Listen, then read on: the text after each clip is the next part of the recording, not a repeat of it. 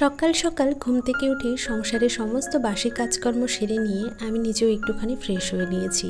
সাথে প্রত্যেক দিন সকালবেলা খালি পেটে যে থাইরয়েডের ওষুধটা আমাকে খেতে হয় সেটাও খেয়ে নিলাম। আর এই যে ওষুধটা খেয়ে লেগে পড়লাম চুলটা বেঁধে সংসারে বাকি কাজগুলো করতে। সো হ্যালো বন্ধুরা, গুড মর্নিং। কেমন আছো তোমরা সবাই? আশা করছি সকলেই বেশ ভালো আর সুস্থ রয়েছো। আর ঈশ্বরের কৃপায় তোমাদের ভালোবাসায় আমিও কিন্তু বেশ ভালো আছি।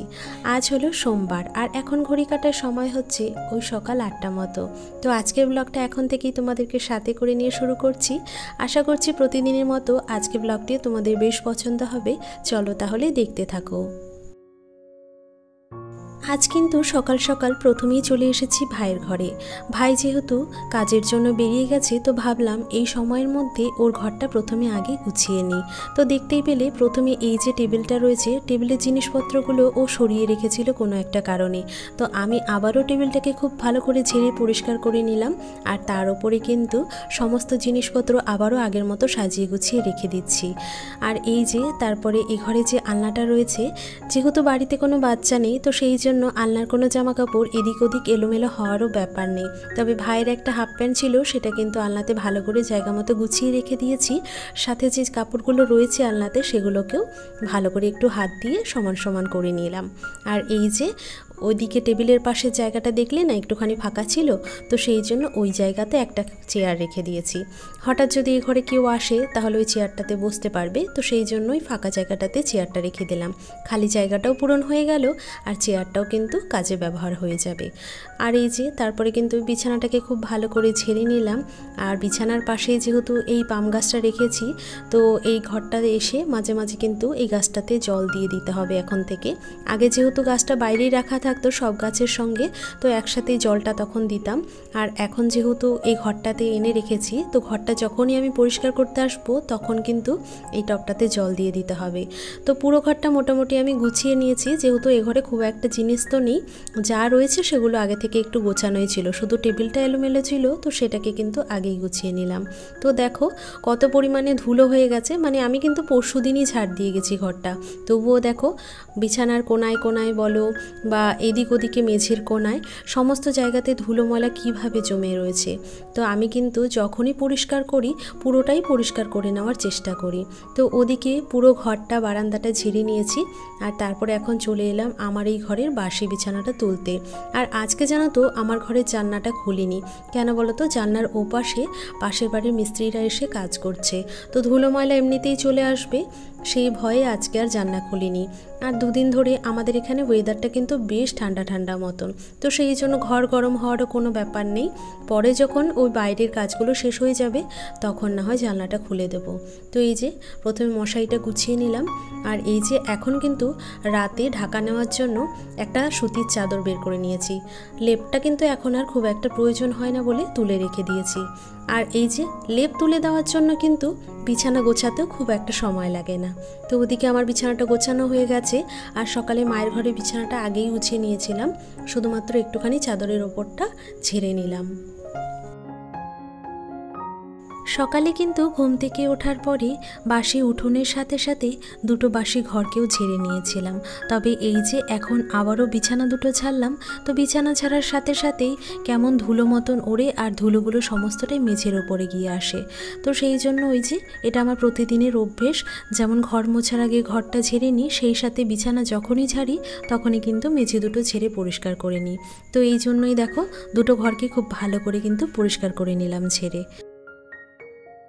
ওদিকে মায়ের ঘর আর আমার ঘরটা ঝেড়ে নিয়ে চলে এলাম এবার ভাইয়ের ঘরটা মুছতে। পরশুদিন যখন এই ঘরটা খুব সুন্দরভাবে ক্লিন করে সাজিয়ে গুছিয়ে নিয়েছিলাম, সেদিন কিন্তু শুধুমাত্র ঘরটা ঝেড়েইছিলাম, কারণ ঘরটা গোছাতে গোছাতে বেশ অনেকটা রাত হয়ে গিয়েছিল আর অত রাতে ঘরটা মোছা আমার পক্ষে সম্ভব ছিল না। তো যেই কারণে আজ কিন্তু ঘরের কোনায় কোনায় যতটা হাত গিয়েছে ততটাই কিন্তু হাত বাড়িয়ে পুরো ঘরটাকে খুব সুন্দরভাবে পরিষ্কার করার চেষ্টা করলাম। আর ঘরটা যেন খুব ভালো মতো পরিষ্কার হয় হয়, সেই জন্য জলের মধ্যে একটুখানি সার্ফ নিয়ে নিয়েছিলাম। আর জলে একটুখানি সার্ফ নিয়ে ঘর মুছলে আমি দেখেছি ঘরের মেঝেটা কিন্তু বেশ ভালো পরিষ্কার বোঝা যায়। তো যাই হোক, ওদিকের মেঝেটা মুছে নিয়ে এই যে বেডের কর্নারটা রয়েছে সেটাকেও কিন্তু খুব ভালো করে পরিষ্কার করে নিয়েছি। আর আগে কিন্তু এই সাইডেই আলনাটা রাখা থাকতো, আর এখন দেখো জায়গাটা কিন্তু বেশ ফাঁকা ফাঁকা হয়ে গেছে। আর এই যে ঘরটা মুছে এসে পর্দাটা নামিয়ে দিলাম, আর তারপরে বাইরের বারান্দাটাও কিন্তু আগে ঝেড়ে রেখেছিলাম, তো সেই জায়গাটাকেও খুব সুন্দরভাবে কিন্তু পরিষ্কার করে দেখো মুছে নিয়েছি। তো বন্ধুরা, এই ঘরে পুরোপুরি ক্লিনিংয়ের কাজ হয়ে গেছে, সাথে ঘরে যা যা জিনিসপত্র ছিল সেগুলোকেও কিন্তু খুব সুন্দরভাবে জায়গা মতো রেখে গুছিয়ে নিয়েছি। আর এখন দেখো ঘরটা গোছানোর পরে ঠিক কতটা সুন্দর লাগছে। আর আমি জানো তো ভাবি আগে ঘরটা কীরকম অগোছালো ছিল, তাই না? আর একটুখানি সময় নিয়ে দেখো একদিনে কিন্তু পুরো ঘরের লুকটা চেঞ্জ হয়ে গেছে। আর এখন প্রত্যেক দিনই সেই পরিমাণ পরিশ্রমও কিন্তু আর করতে হবে না। 5-10 মিনিট হাতে নিয়ে ঘরের টুকিটাকি জিনিসগুলো একটুখানি গুছিয়ে নিলেই কিন্তু প্রত্যেক দিনই ঘরটা ঠিক এতটাই সুন্দর লাগবে। তো দেখো আলনার জামা কাপড়গুলোও কিন্তু খুব সুন্দরভাবে আমি পাট পাট করে গুছিয়ে নেওয়ার চেষ্টা করেছি, সাথে বিছানাটাকেও ঝেড়ে জায়গা মতো বালিশটা রেখে দিয়েছি। আর এই যে দেখো পর্দা দুটো তো একই রয়েছে, আর পাশে যে টেবিলটা রয়েছে সেটাকেও কিন্তু পুতুল দিয়ে খুব সুন্দরভাবে সাজিয়ে গুছিয়ে নিলাম। আর এই যে দেখো এরপরে দেখলাম বারান্দার সামনের দিকটায় একটুখানি নোংরা জমে রয়েছে।